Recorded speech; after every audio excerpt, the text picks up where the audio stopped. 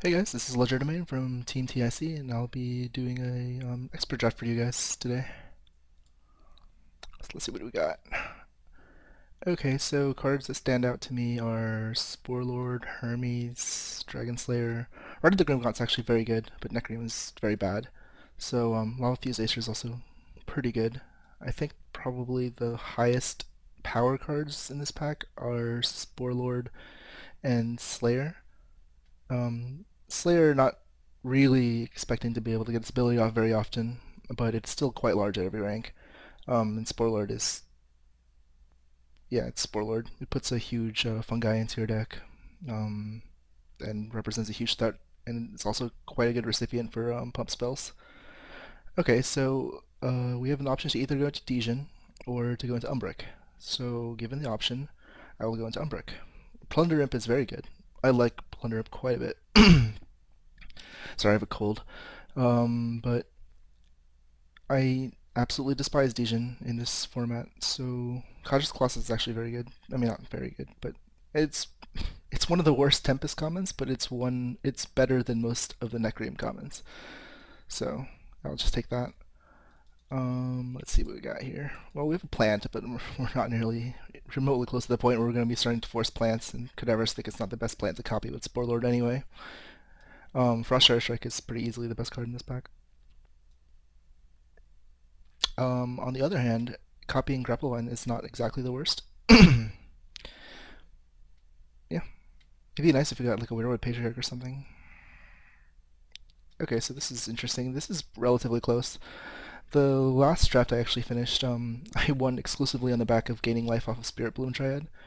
Not saying that that is like your typical situation, but it does provide a unique effect, and it actually has a pretty decent body at rank 2 versus Flossa and Primordial, which has this weird curve of being really excellent at rank 1 and being completely mediocre at rank 2, then being a little bit above average at rank 3. Spirit Bloom Dryad has at least a slightly larger ranks 1 and 2, which is the most likely situation you're going to find yourself playing in, and it has a very unique effect. um, yeah, so I'll go ahead and pick up the Dryad here. Oh, well, Spore Lord certainly does work better in multiples. There is the best non Spore Lord card in this pack is Borean Stormweaver, but I will gladly take up another Spore Lord. So this is interesting. With two Spore Lords, Dendrify's value actually increases quite a bit. If you have a creature like a Bright Tusk Sower, you can actually Dendrify your own token to make a 7/7 to copy, which is one of the nice things, even after to come from the nerf of Dendrify, that it actually interacts better with Tusken Sporelord and Limited than it used to. Other notables in this pack are the three spells: Everflame, Aura, Twin Strength, and Flamejet. I believe Flamejet is probably the strongest one. Yeah, Everflame Aura is very interesting. In an aggressive deck, it's better than Flamejet, but I don't tend to draft towards aggression. I tend to try to make the game take a little bit longer, which Umbric surprisingly actually has the capacity to do in this format. So, and Twin Strength is fine. It's no Ferocious Roar, but it is close enough that it's usually quite good. Um, but yeah, I'll be taking the Dendrify here. This is interesting. Okay, so we can take either a second Dendrify. It's between the Bruiser and the Dendrify. The thing about Dendrify is that it doesn't actually remove threats that you want it to until rank 2, but most likely 3. So you can't use it as a removal spell safely in rank 1. You have to use it aggressively, which isn't that bad. But you need things to target with it, which we don't have at the moment. But I could easily see something like a Tusken Sporelord at like a low toughness. They're like whittling it down and then turning it into a 7/7 for value or something like that. Or even turning any like a normal creature into a 7/7 that you can at least copy with a Sporelord, which is nice because we have multiple Sporelords. I do really like Nargeth Bruiser, but I think Dendrify is probably one of the better cards in the format. Um, there is a quite a shortage of hard removal, and Dendrify is the hardest removal you can possibly get late into the game. Yeah. Okay, so this I'm going to make an argument for Herald of Destruction here. It's not the pick. I'm pretty sure it's our side strength. Mostly because we have a lot of creatures with very large behinds. Um, Herald of Destruction is interesting though because at the rare, it has the capacity to deal with Stinging Invocation at rank 1 and 2 off of just its rank 1. And then once you get to its rank 2, then it can deal with the Killer Bees at rank 3 as well. That's a very unique effect, shared by only itself and Orient Justicar. Orient Justicar, of course, we don't have access to, not most obviously because we're not an Aloyan, but also because it's heroic, whereas Herald of Destruction is a rare. That being said, I would rather be proactive than take. I would easily take Herald of Destruction over any other mediocre creature, but Earthsign Strength has a very unique purpose in Umbric. You need a certain number of pump spells to be able to represent enough threats with any arbitrary creature. And yeah, I will be taking Earthsign Strength. Okay, so we have a pick between Deepwood Boar Rider, and Glowhive Siren. Glowhive Siren actually, if you can get past this atrocious rank 1, you actually have a pretty good creature with a really nice ability for racing. But then again, when are you ever going to be able to play its rank 1, right? Deepwood Boar Rider, on the other hand, you play once. As long as you can get value out of it, then you have a creature you never have to play again. You never have to feel compelled to play it until you actually need to play it, because it doesn't actually change pretty much between ranks 1 and 2. I think I will err towards that, mostly because 5 is so much better than 3. Okay, so what we have here is a pick between Dragon Slayer and Weirwood Ranger. Um, Dragon Slayer is functionally similar enough to Steam Sentinel. Just imagine it as a Steam Sentinel that has already been targeted by Flamebreak Instigator. Um, Obviously, it's smaller, a little bit smaller every rank, but it doesn't need a Flamebreak Instigator, so an 8 power makes it an excellent underdrop. I think I'll probably be erring towards that. Weirwood Ranger is very good, but pretty sure I'm going to err towards the Dragon Slayer. Okay. Well, how many Tusken Spoilers? Too many. We're going to start running into the issue where we have 20. We're going to be drawing our fungi, and is that too bad of a thing? My gut says no. We have 2 Dendrify and 2 Spoilers already. How many Spoilers is too many Spoilers? The problem being that we already have 4 spells and it's 11 cards into the pack. I would be taking one of these, both of which would be excellent. Probably be leaning towards the Flame Jet, just because we don't have one yet, and I like to mix up my burn spells, so it's harder for them to play around. Also, so you have more options. And Flame Jet also scales very well in the late game. So does Frost Rider Strike, to be fair, but Flame Jet at least has an under-leveled mode. Let's see. Well, I, I don't have the discipline not to take Spore Lord. I don't think I've ever had a deck with 3 Spore Lords in it, so I want to see what actually happens. Before, I actually played in the format where Spore Lord created 2 fungi, and this was completely unreasonable to try to do. Your deck would just be mono fungi, which actually isn't the worst. It is a 12/12 at rank too, isn't it? Fungi. What is it? What are you? Yeah. Oh, okay. Um, we really need some Bright Tusk Sowers up in this piece. Dendrify number 3 is not the pick. I'm almost 100% sure. Song of Ascension is very good.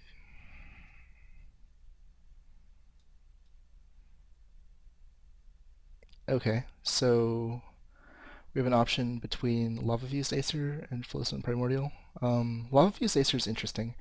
It's extremely good when you're slightly ahead on board, as long as you can keep one creature open, including especially like those little Bright Tusk Sowers or like a Wildwood Sower. Anything that can create like small creatures without much incident. Lava Fused Acer is extremely good with those. I'm going to hope that we get some of them. We have several cards left, and since it goes very well with our game plan, we have a lot of large creatures already. Not a lot. Actually, no, we don't have that many at all. Uh, Certainly not an overflow. So flow. Glowstone Primordial is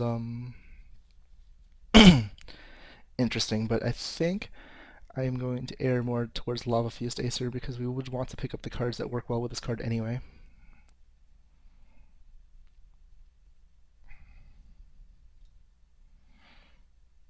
Okay, well, as much as I don't know if you watched my previous draft, which was the team draft, but I went on at length describing how I will almost never pick Rimehorn Charger, even if I know it's right, just because I like to steer games towards late game. Um, that being said, we already have a Spirit Bloom Dryad, and Rimehorn Charger is just the kind of early game card we need to be able to survive until we can get our engines going. Hmm. Yeah, I do not want multiple Spirit Bloom Dryads. Okay, this is cool. So with three Tusken Spore Lords, we really want to take every plant that we see. Unfortunately, Grapplevine is not the ideal plant. Um, yeah, copying 3/9s, 5/12s, and 7/18s. It's cute, but it's not going to win. Dendrify is probably most likely going to be our source of copying before we get leveled fungi into the picture. Um, One of the problems with this deck, and one of the things that I'm going to have to draft, um, one of the things I'm going to have to keep in mind while I'm drafting is that a lot of my turns are going to be spent leveling up Tusken Spore Lords and Fungi because their effectiveness is obviously multiplicative with each other when you level them. So my amount of I have to be wary of cards that must be leveled before they're effective because I need to level the Spore Lords because they're the best card in the deck. Which is why I should prioritize underdrops. With regards to this pack, I mean, the clear pick is probably between Ursine Strength, Nargeth Bruiser, and Grapplevine just because I have three spoilers, but I'm pretty sure it's not Grapplevine. Bruiser doesn't do actually a whole lot in this deck. I mean, okay, it doesn't do anything particularly well in this deck. Like, Bruiser's always good, don't get me wrong. But without a critical mass of large power creatures, which we do not have. We only have like an 8 and a 7 right now. I guess, yeah, and we have a ton of 6s, including the fungi. I would assume that Nargeth Bruiser is not the pick here, whereas Ursine's Strength. Hmm.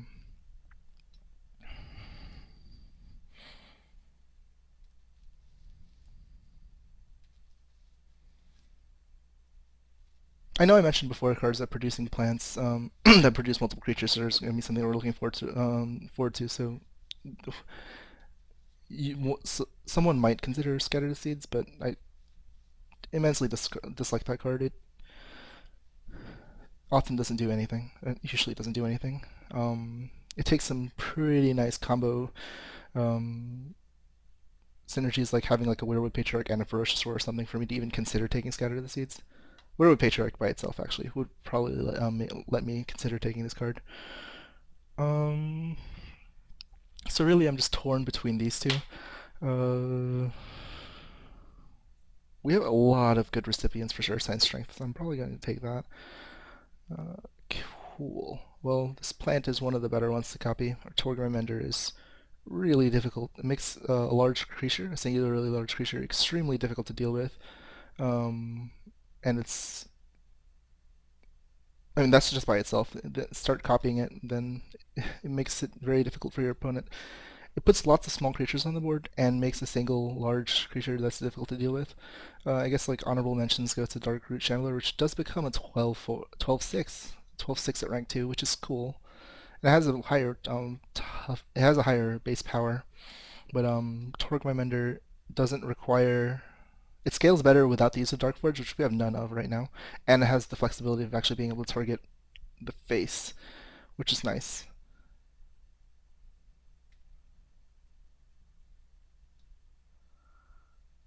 Okay, so with two Ursine Strength and a Torg My Mender, Stout-Hide Stegodon actually seems pretty nice. Not really interested in taking another Lava Fused Acer and Rhyhorn Charger. I'm never interested in taking that. Pyramystic is cool. It's actually just short of a Volcanic Giant. If it was a 10-10, this card would be like nuts to take just because, not nuts, but I would always take it just because the vanilla 5-5, 10-10, 15-15 is a very um, reliable like power curve. That being said, yeah, I'm not gonna take that. With enough pump effects, Stout Height Segadon actually becomes quite reliable as a threat. So this is not really close. Kadrasi and Stoneback is extremely good.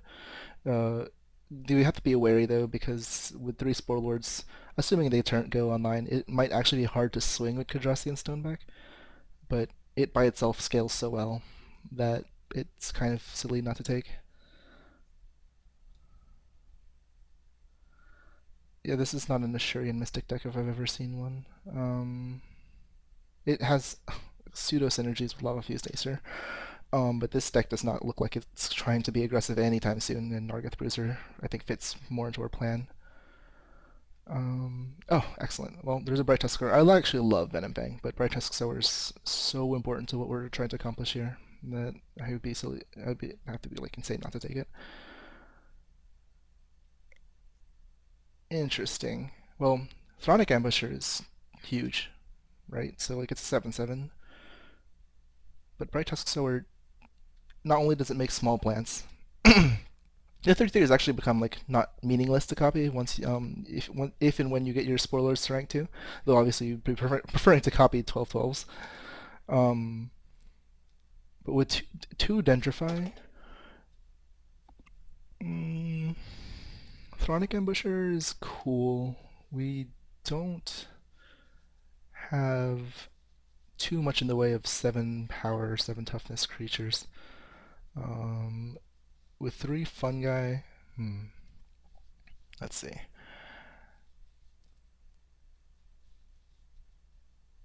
So we have 2 Arsine Strength for Frost Shatter Strike.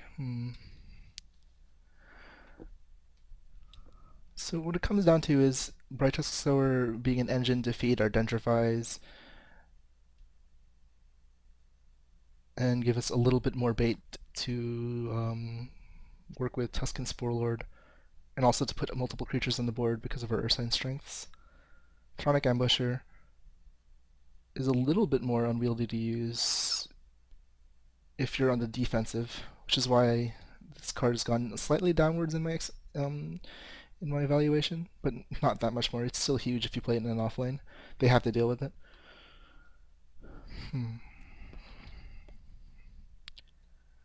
My gut is telling me the Thronic Ambusher is actually the pick here. It's just strong enough that it doesn't matter that Bright Tusk Sower like helps our Dendrify engine. At the same time, Bright Tusk Sower into Dendrify is like making a Thronic Ambusher, so I guess I'll just take it. We'll see what happens. Okay, so we have 2. There's, I guess, the merit for all of these cards. Flame Rift Instigator actually makes Kadrasi and Stoneback lose its downside.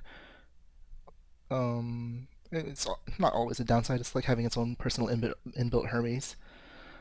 But if you accidentally lock it into place by having too many creatures, then Flame Rift can turn it on. That being said, I think the pick is probably between Frost Shatter Strike and Torgmine Mender.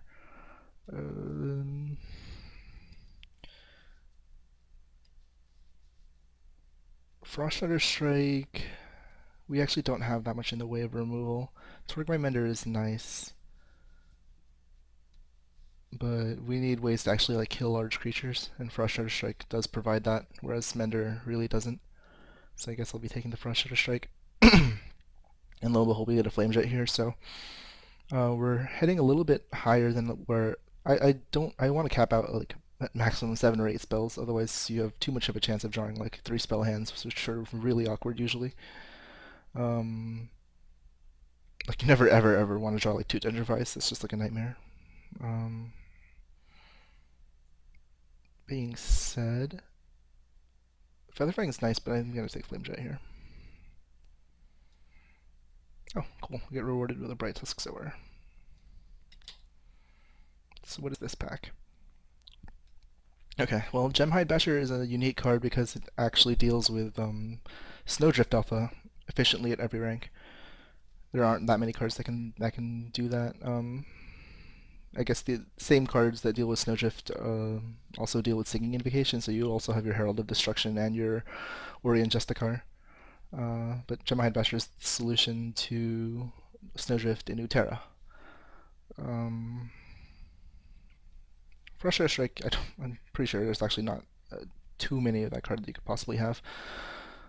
Lava of East Acers, I don't think it's the pick. I think the pick is probably between the Pump Spell or Sign Strength. Gemhide Basher and Frost Shadow Strike.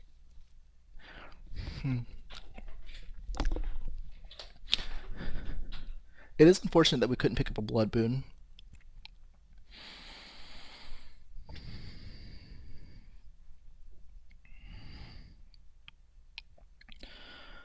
We only have two pump spells. At least two pump spells that actually pump power. So with things like three Spore Lords, I actually am erring. I'm erring more on the side of taking either the Frost Shadow or Sign Strength because they're most likely going to put something with a moderate amount of attack and large defense in front of the Spore Lord because almost anything of that nature can outtrade it, like a 5/5 for instance. And Arsene's Strength and Frost Shadow Strike break that dynamic, and because they're not usually going to put something with huge power in front of it, it leaves a reasonable sized creature behind for them to have to deal with. With three Bright Tusk Sowers, Arsene's Strength, they're close enough in estimation because you can do things like use a Seedling if they make I guess like a value block. If you have like a 1/1 and they put like a 7/7 in front of it or something just because it's going to eat it for free, you can punish them with Frost Shadow Strike harder than you could with Ursine's Strength. Ursine's Strength's advantage, of course, is that it's a pump spell, so it creates like a real lasting threat versus just a damaging spell, which is what Frost Shadow Strike represents. They both scale about well as well into late game, but I think with Stat High Stegodon, three Spore Lords, three Sowers, and Mender, I'm erring towards Ursine's Strength here. Okay, so the pick here is between Kadrasian, Stoneback, and Featherfang. With 3 Ursine Strength, Ashurian Mystic actually does get quite a bit better. Um, and we actually don't have that many. We don't have that much reach. I just realized. At the same time, we have a very finite number of ways to deal with large creatures. I'm not. Then again, Kadrastian, Stoneback, and Featherfang don't really help. Featherfang more so than Stoneback, but I wouldn't take Featherfang over Stoneback. Zephyr Mage is good, but it's not that great in this deck. Mostly because we're looking to flood the board. What is the pick here? I'd like to take Mystic just so I have a way to like close out games. If I just like need to close them out, like I would prefer something like Cavern Serpent for that. And of course, in an ideal universe, Stinging Invocation, but I guess it's not technically too late to pick up an Invocation. That'd be nice.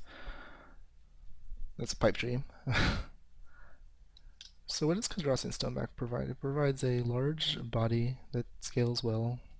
Because Shurian Mystic provides a huge target for Ursine Strength. And provides a hasted way to interact with creatures with Frost Shadow Strike.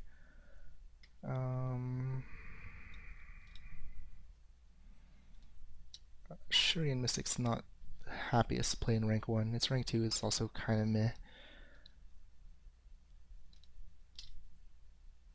At the same time, Stoneback is like definitely not at its best in this deck because of all the creatures that we're going to be producing. I'm probably going to lean towards the Mystic, to be honest. I think it's actually close between the Featherfang and the Mystic now. I've considered it closer. Featherfang does have a 12/8 as a secondary. It's level 2, so it's really good as an underdrop. It scales very well. Kills mostly everything. How many things do I have that have 12 power at rank 2? So Dragon Slayer, Swamp Moss, Ancient. Cotter's Colossus is 11. Then the 3 Yeah, no, with the three fungi, I think I'm okay with taking the Mystic. I kind of forget that I have the fungi in the deck. Okay, so Torrent Soldier is definitely not the pick. We already have a billion Soulbind, and we really need to like actually draw the cards that we're getting. So the pick here is between Stout Height Stegadine and Torgmy Mender. I really, really wish that we had a Torgmy Guardian in this deck so we could thin our deck of underleveled plants. Most likely going to be targeting the underleveled fungi heading into like rank 3 or like the underleveled Torgmy Menders or the Guardians themselves if I had multiple. Um, but Torgmy Mender not only creates a larger threat, it also provides a really excellent target for Dentrify because you don't really care too much about 2/5, so I am going to err towards that. Stout High Stegadine is really good since we have the 3 Eater Sign strengths, but yeah, I'm going to be erring towards the Mender here because of we have three Spore Lords.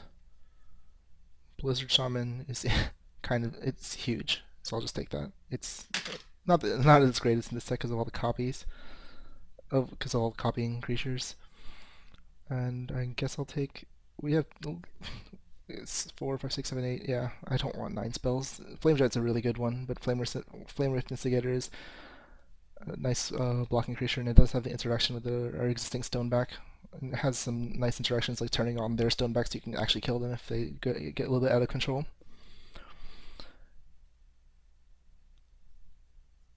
And yeah, I will be back for part 2 for game number 1.